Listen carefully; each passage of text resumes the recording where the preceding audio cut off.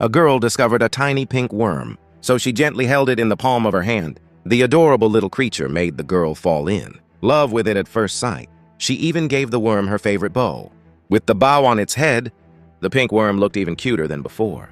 The girl became extremely happy and quickly brought it a drink, but the worm only sniffed it, then suddenly knocked the glass over.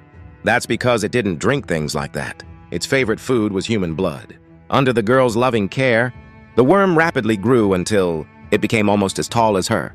From that moment on, whenever the girl couldn't reach something, the worm would slowly lift it for her, just like a loyal little companion that stayed by her side every second. Every time the girl ate, she would bring the worm along with her, no matter how strangely it acted. The innocent girl believed this was simply how best friends treated each other. Years passed in the blink of an eye. The little girl grew into a beautiful young woman, while the pink worm became so huge that its head nearly touched the ceiling. It was finally time for the worm to get a job.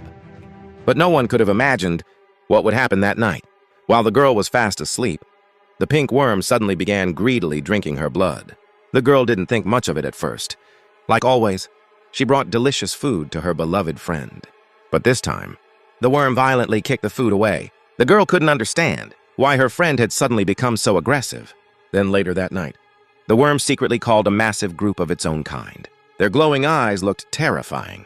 The moment they entered the house, they started smashing everything in sight. The girl stood frozen in horror, as all of her precious belongings were destroyed within seconds. She quickly ran forward to stop them.